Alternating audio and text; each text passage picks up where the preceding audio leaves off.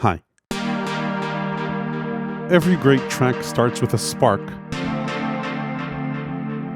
But where does that spark come from?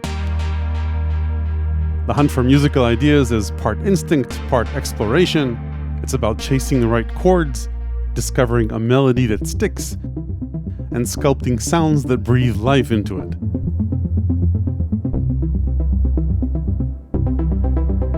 ORCHID from Telepathic Instruments is the newest of a growing number of software and hardware tools built to help us come up with musical ideas.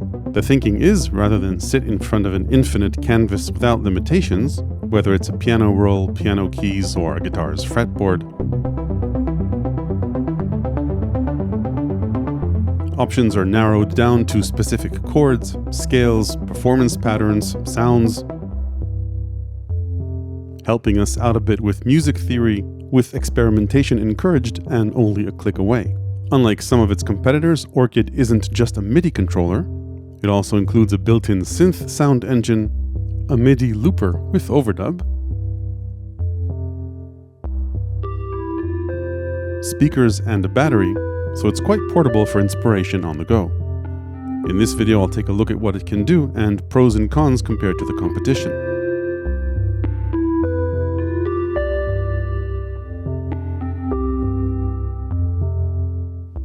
Before I start, no disclosure, I bought ORCHID full price, which is possible mainly thanks to the people who subscribe to bonus content on my Patreon.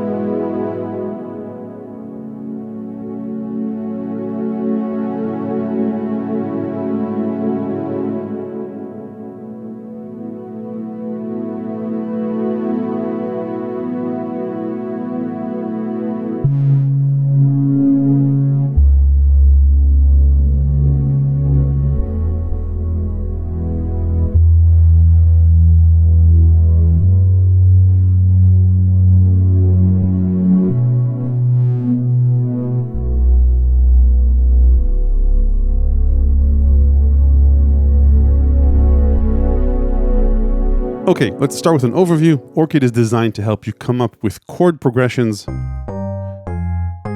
and musical ideas, and it does that by either letting you only pick chords from a key, or by giving you access to one of 4 chord types, along with one or more of 4 extensions to add color to that chord. You can even combine these to create more complex chords, even jazz chords, or if you press all 4, WTF chords, which I can only assume stands for whole tone fifths, but I don't think music theory backs that up. Chords are played using inversions to keep them within a 1-octave range, which is a good thing musically, I think, though there's no option to disable that if that's not your preference, or to increase the spread if things get busy within just 1 octave. If you enable the bass layer, then chords are played along with a bass note, and you can transpose or shift the 1-octave range the chords play in.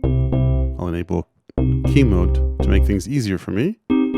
So you can transpose that 1-octave range, that 1-octave inversion range,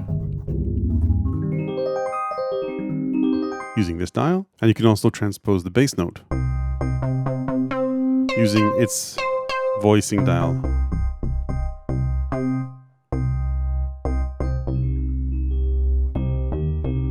If you don't have key mode on, you can just play notes, but oddly, not chords. So no custom chords for us. Hopefully they change that. When not in key mode, you can play chords that aren't locked to a particular scale, but then you'll have to choose one of the chord types, major, sus4, minor, or diminished to play a chord, or just lock everything to a scale. And the current options are your choice of root note within either a minor scale or a major scale. You can also transpose the keyboard if you want by pressing and turning this dial. When you're in key mode, the extensions work, but keep you within the key, unless you press one of the chord types, in which case you can break out of the key. ORCHID supports multiple performance modes for the chords, So for example, one of them is strum. That also includes an arpeggiator. I'll go over these later. And ORCHID is designed for standalone use. It has its own synth engine, which you've been hearing up until now. It's a bitimbral synth engine, so it has presets both for the bass, 12 of them, and 50 for the chord sounds.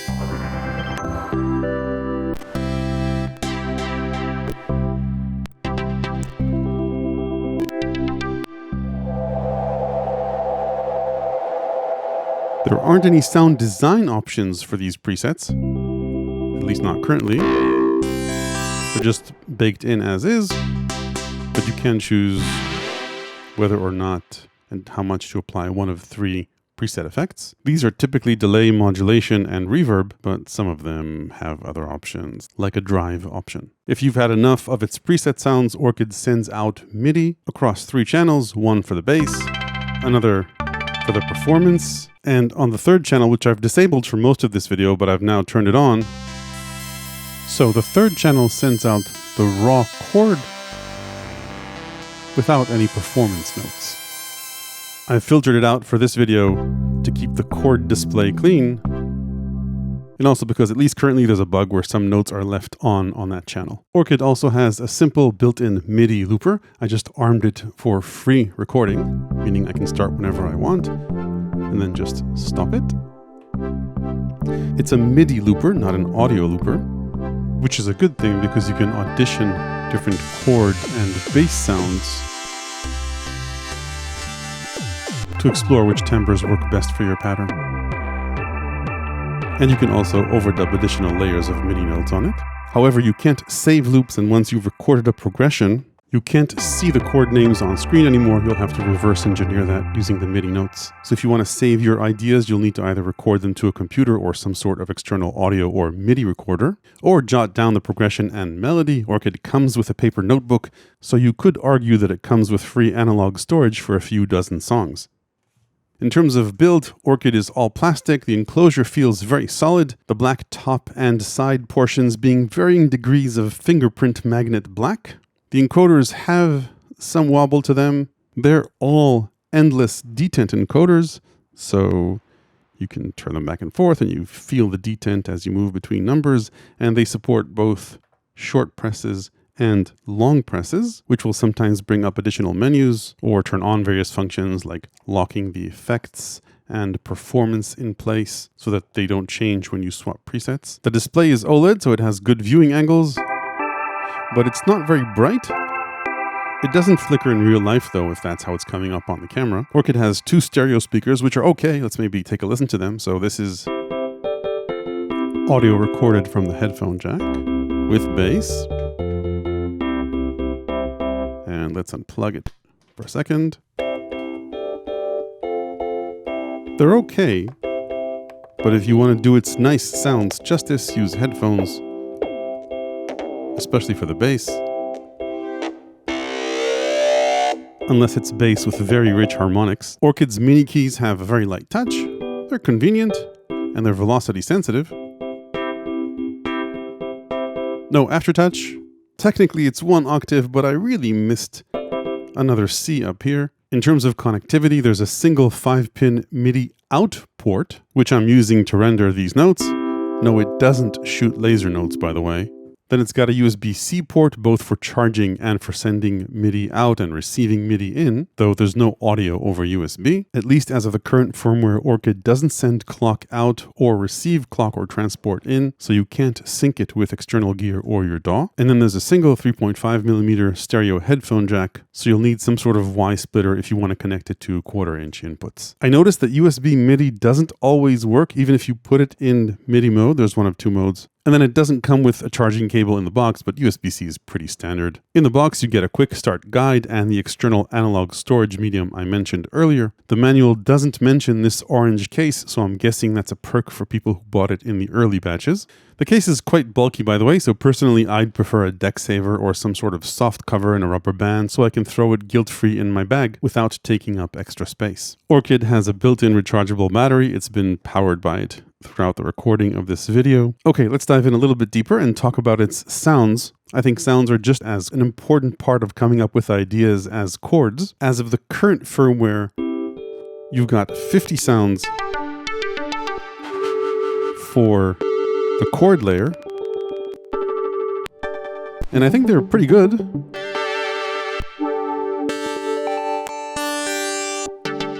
And can be called inspiring. Let's maybe go through these a bit quicker. I think you get the idea of the character of these sounds.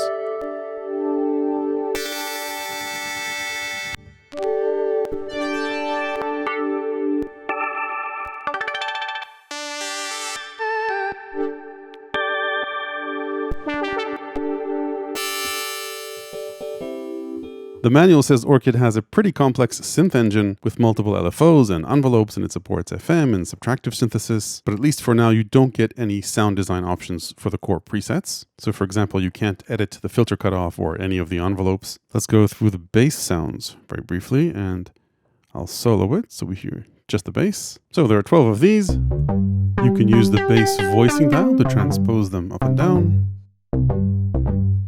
They're monophonic.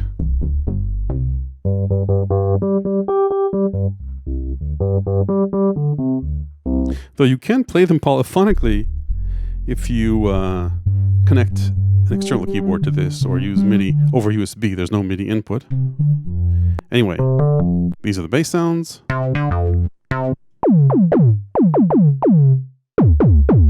You don't get any control for the effects on the bass sounds.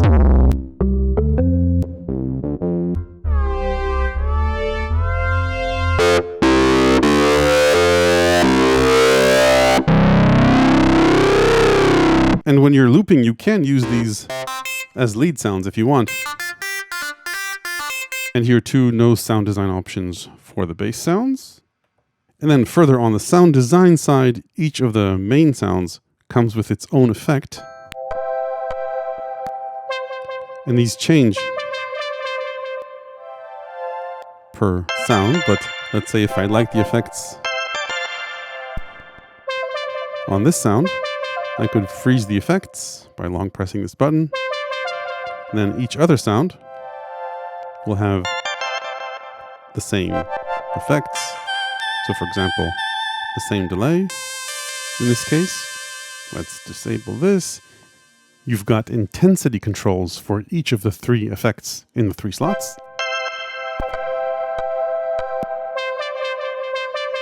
So for example here, the delay, I can turn it off if I like,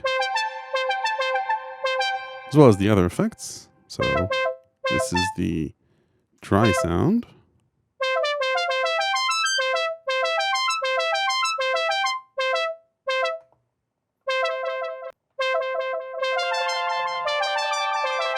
As of the current firmware, by the way, freeze doesn't seem to work for the reverb. So if I turn off all the effects and then freeze this and go to a different preset, we'll still get the reverb back on, but you can lock in the other 2. So for example, I noticed that preset 39 has drive. So if I wanted to, I could lock this in and then apply drive to all the other presets.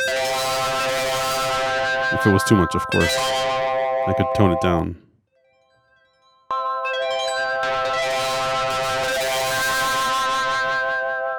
Obviously, it would be great if they'd let us choose which effects we want to use in each slot. You can't currently set the time or feedback for the delays, but if you find a timing you like, you can, of course, lock that in.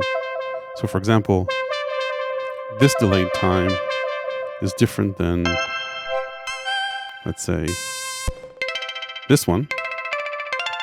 So if I wanted to, I could lock this quick delay in, then go back to any other preset and apply the short delay times to that. So those are the sounds. Let's move on and talk about performances. So you can always turn off the performance and you'll just get straight chords, or you can turn this knob clockwise and it will increase the performance value of the current selected performance type, which is strum as we speak, but there are other options like strum 2 octaves, which is, I guess, pretty obvious what that does. Then there's slop, which is kind of like a more natural strum with various degrees of drunkenness.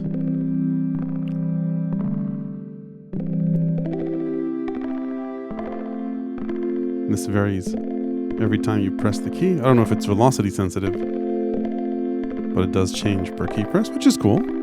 Then there's an arpeggiator with a few options, up, up, down, and a faster up and down, and up, down. And this is, of course, tempo synced.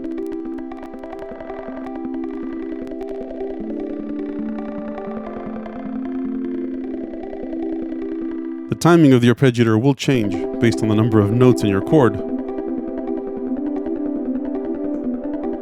which is something that's fun to play around with.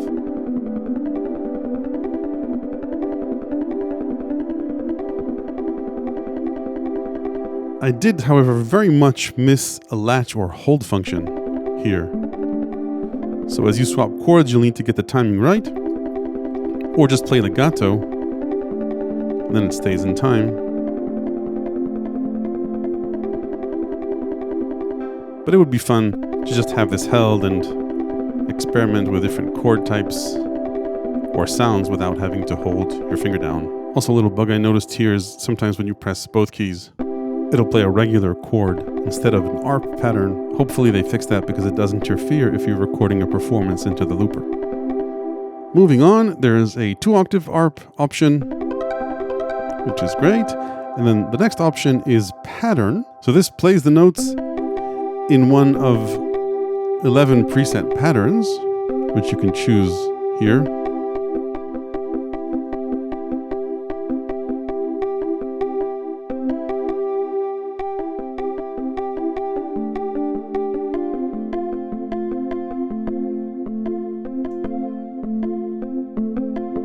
So unlike the arpeggiator, these will stay in time as you add more extensions to the chord, which is nice. Anyway, these are the patterns. A hold or latch would have been nice to explore these too. Hopefully they'll add that. You can't program your own patterns, which again would have been nice since there are only 11 patterns. And I think would have been yet another interesting way to come up with ideas. That's it, 11 patterns. Then finally, the last performance type is harp, which is a mega strum in the perform knob. Just changes the speed.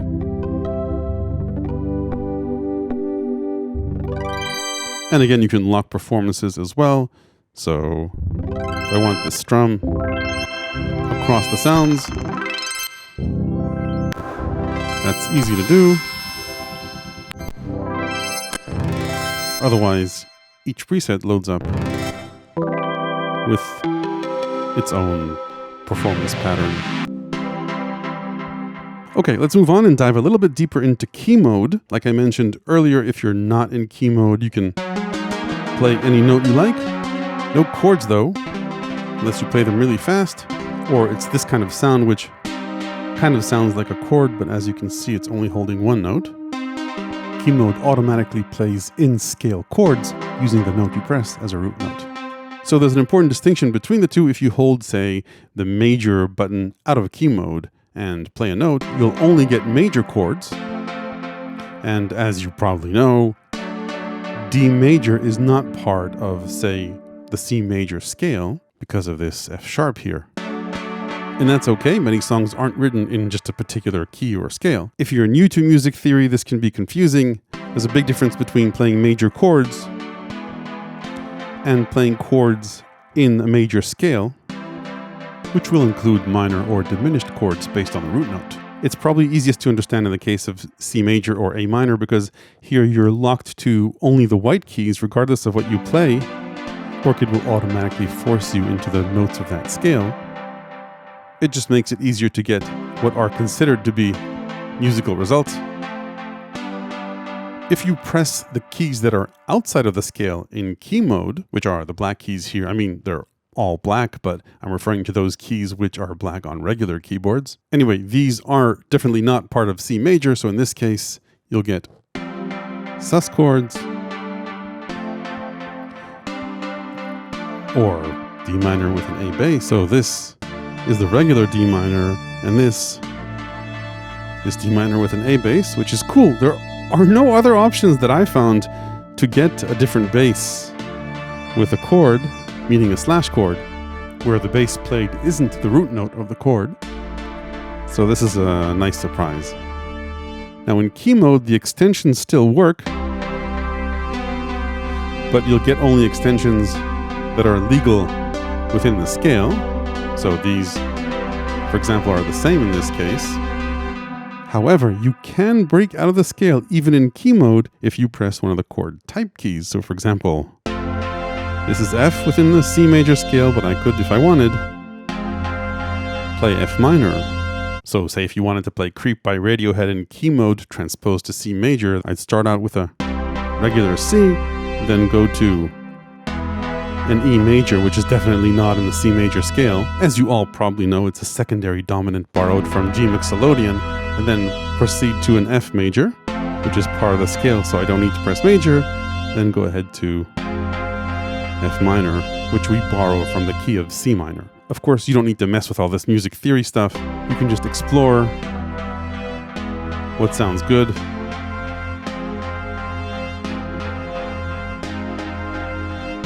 And that's how you basically come up with ideas. Okay, let's move on and talk about the looper, and for that we'll go to C minor, why not? So there's no step sequencing with this looper. You need to record live into it, and you can either play freely or set the number of bars in advance and set the tempo to taste. There's a metronome, as you can hear. There's no metronome, by the way, if you choose the free recording option, in which case looping will start when you press the first key. So let's say go for...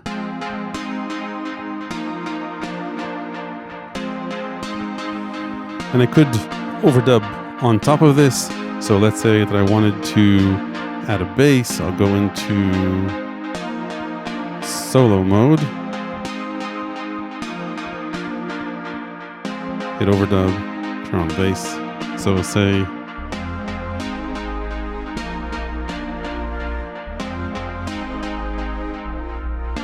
and there are some bugs here. As you probably heard, we lost a chord for some reason. And there's undo here, which is supposed to work.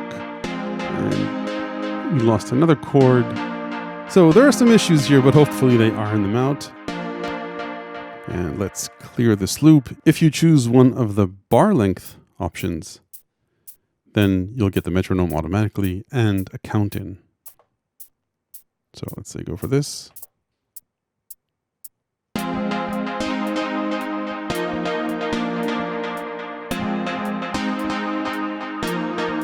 There's no quantization, which would be nice here, but still, this is a pretty good way to get ideas going. I think it's great that it's a MIDI looper and not an audio looper. And again, assuming they iron out the issues, a fantastic creative tool. Before we head out to the pros and cons, let's just take a look at a few settings. Holding the bass encoder gives you control of a few bass playback modes. This is pretty useful because it lets you play the bass along with chords if you want, but also solo the bass and play it independently or record it independently into the looper. Then in the options menu, we've got a few view options, including a scope. And if you want to see fewer options than the mode that I've got here. So here you get to see both the keys and the notes in the chord and the chord itself. If you want things to be less busy, you can just choose a, say, simpler view.